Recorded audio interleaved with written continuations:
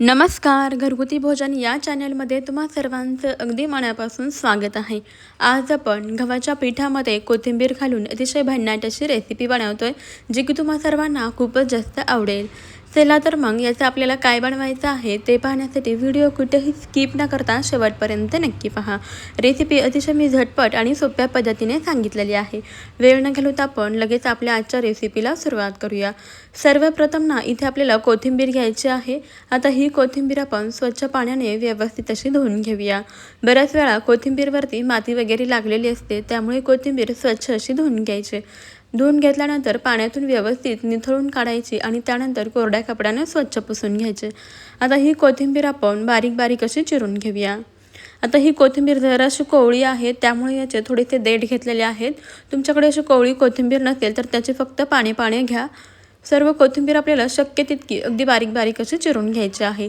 तर इथे मी जी सुरी वापरत आहे ना, याची बऱ्याच जणांनी लिंक मागितलेली आहे. कम्युनिटी पोस्टमध्ये याची लिंक आहे किंवा मग डिस्क्रिप्शन बॉक्समध्ये नव्याने मी लिंक देते, नक्की क्लिक करा जर तुम्हाला हे चाकू खरेदी करायचे असतील तर. आता एका मोठ्या परातीमध्ये किंवा ताटामध्ये आपल्याला 2 वाट्या गव्हाचं पीठ घ्यायचं आहे. अर्धी वाटी रवा घालायचा आहे. पुन्हा अर्धी वाटी गव्हाचं पीठ घातलं म्हणजे 2 वाट्या गव्हाचं पीठ आणि अर्धी वाटी रवा घेतलेला आहे. आता यामध्ये बारीक चिरलेली सर्व कोथिंबीर आपल्याला घालायची आहे. सोबतच थोडंसं लाल तिखट घालायचं आहे. तिखट जसं तुम्हाला आवडतं त्यानुसार. 1 चमचा आपल्याला यामध्ये धनापूड घालायची आहे. त्यानंतर चवीनुसार मीठ घालायचं आहे. थोडासा 1 चमचा ओवा म्हणजे छोटा चमचा ओवा हातावरती चोळून व्यवस्थित असा यामध्ये घालायचा. 1 मोठा चमचा पांढरे तीळ घालायचे आहेत. आणि आता हे सर्व जिन्नस छान व्यवस्थित असे मिक्स करून घेऊया. व्यवस्थित असं एकजीव करून घ्यायचं आहे. हे सर्व साहित्य छान असे मिक्स करून घेतले. आता यामध्ये ना आपल्याला तेलाचे मोहन घालायचे आहे. 2 चमचे कडकडीत असं तेल गरम करून घेतलेलं आहे. आता हे तेल आपल्याला यामध्ये घालायचे. तेलाच्या ऐवजी ते तुम्हाला तूप वापरायचं असेल तर तुम्ही तूपसुद्धा वापरू शकता. आता हे सर्व साहित्य आपल्याला व्यवस्थित मिक्स करून घ्यायचं आहे. आता तेल गरम आहे, त्यामुळे सुरुवातीला आपण चमच्याच्या मदतीने मिक्स करून घेऊया आणि त्यानंतर हाताने हे पीठ आपल्याला मिक्स करून घ्यायचं आहे. व्यवस्थित असं हे पीठ आपल्याला चोळून घ्यायचं आहे, जेणेकरून हे मोहन संपूर्ण पिठाला व्यवस्थित असं लागले जाईल. तर मंडळी, आजचा जो पदार्थ आपण बनवत आहोत ना, तो अगदी 2 महिने टिकणारा आहे आणि झटपटसुद्धा बनणारा आहे. खायलासुद्धा खूपच चविष्ट बनतो. पहा इथे आपण सर्व मोहन आहे ते व्यवस्थित पिठाला लावून घेतलेलं आहे, चोळून घेतलेलं आहे.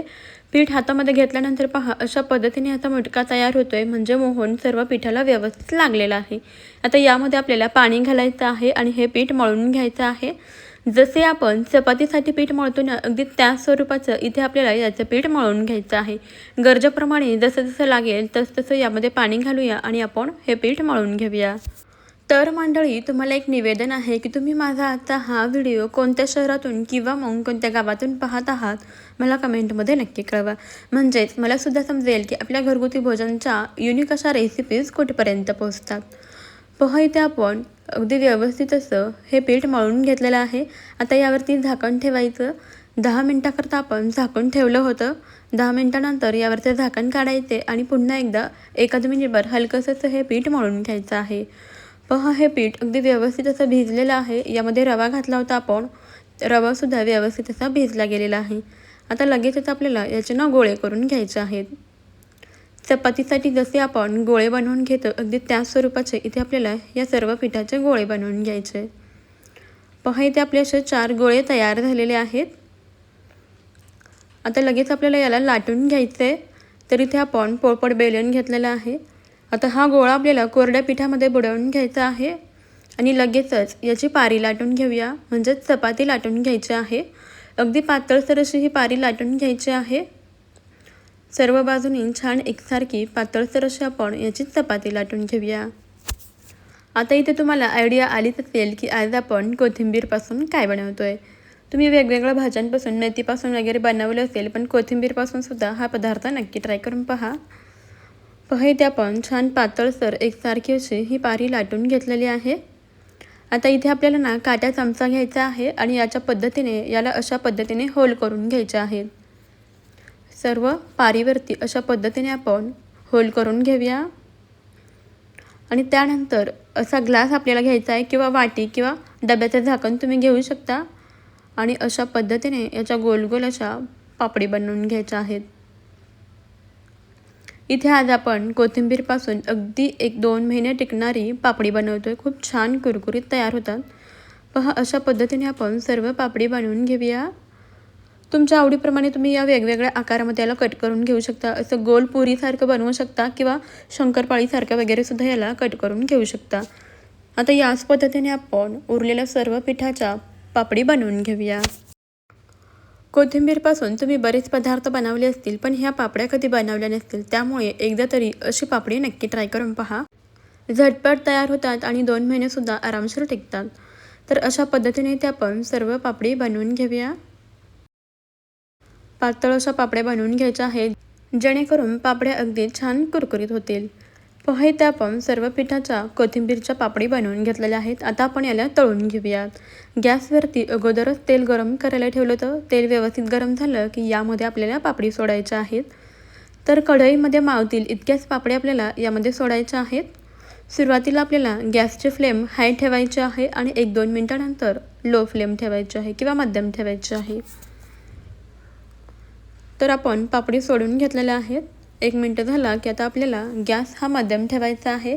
मध्यम गॅसवरती या पापडी तळून घेऊया। छान कुरकुरीत होईपर्यंत, गोल्डन रंग येईपर्यंत तळायच्या आहेत।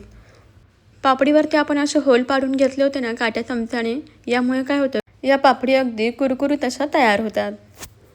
एका बाजूने छान अशा तळल्या गेल्या की आता आपल्याला या पापडी पलटवून घ्यायच्या आहेत आणि दुसऱ्या बाजूने सुद्धा व्यवस्थित अशा तळून घ्यायच्या आहेत। पहा इथे पापडीला मस्त असा सोनेरी रंग आलेला आहे। पापडी छान अशी कुरकुरीत झालेली वाटते। पापड्या तळल्या की लगेच आपल्याला याला तेलामधून काढून घ्यायचं आहे। व्यवस्थित अशा आपण तेलातून निथळून या पापडी काढून घेऊया। अगदी मस्त कुरकुरीत अशा या पापड्या तयार होतात। या पापड्या आपण तेलातून काढून घेऊया आणि याच पद्धतीने आपण उरलेल्या सर्व पापड्या तळून घेऊयात। मस्त अशी ही कोथिंबीर पापडी तुम्ही चहासोबत, नाश्त्यासाठी सर्व करू शकता। टिफिनसाठी सुद्धा स्नॅक्स म्हणून या पापडी देऊ शकता। प्रवासामध्ये कुठे जायचं असेल तर अशा कोथिंबीर पापडी तुम्ही प्रवासामध्ये सुद्धा खाण्यासाठी घेऊन जाऊ शकता। महत्त्वाचं म्हणजे या पापडी अगदी 2 ते 3 महिने आरामशीर अशा हवाबंद डब्यामध्ये तुम्ही स्टोअर करून ठेवू शकता। अजिबातच खराब होत नाहीत। याआधी तुम्ही कधी अशी कोथिंबीरची पापडी बनवली होती का, मला कमेंटमध्ये नक्की सांगा। आणि हो, आपल्या चॅनलवरती मी अशाच खूप साऱ्या पौष्टिक, भन्नाट, युनिक अशा रेसिपीज अपलोड केलेल्या आहेत, त्यासुद्धा एकदा नक्की चेक करा। मला खात्री आहे तुम्हाला आपल्या घरगुती भोजनच्या सर्वच युनिक अशा रेसिपीज नक्कीच आवडतील। महत्त्वाचं म्हणजे तुम्ही जर आपल्या घरगुती भोजन अस्सल मराठमोळा चॅनलवर प्रथमच आला असेल किंवा चॅनलला अजूनही सबस्क्राईब केले नसेल तर पटकन सबस्क्राईब करा। त्यापुढील बेल आयकॉनही प्रेस करा, म्हणजेच आपल्या येणाऱ्या नवनवीन अशा व्हिडिओचे अपडेट सर्वात अगोदर तुम्हाला मिळतील। तर पहा अशा पद्धतीने इथे आपण सर्व पापड्या छान अशा तळून घेतलेल्या आहेत। इथे तुम्ही पाहू शकता पापडी अजिबातच तेलकट वगैरे दिसत नाही। बिलकुलही या पापड्या आपल्या तेलकट होत नाहीत। अगदी मस्त कुरकुरीत अशा झालेल्या आहेत। या पापड्या दिसायला जितक्या सुंदर दिसतात ना, त्यापेक्षा चवीला तर कितीतरी पटीने खूपच चविष्ट झालेल्या आहेत। मला खात्री आहे तुम्हाला आपल्याची ही रेसिपी नक्कीच आवडली असेल। जरासुद्धा आवडली असेल तर एक लाईक जरूर करा आणि रेसिपी कशी वाटली कमेंटमध्ये सांगायला विसरू नका। पहा अजिबातच ही पापडी तेलकट वगैरे झालेली नाही। तोडूनही दाखवते, पहा किती छान कुरकुरीत अशी झालेली आहे। तुम्ही सुद्धा थोड्याशा प्रमाणामध्ये तरी अशी कोथिंबीर पापडी नक्की ट्राय करून पहा। मला खात्री आहे तुम्हाला ही रेसिपी आवडल्याशिवाय राहणारच नाही। आता या सर्व पापड्यांना आपण हवाबंद डब्यामध्ये अगदी महिनाभर ते 2 महिने स्टोअर करून ठेवू शकतो।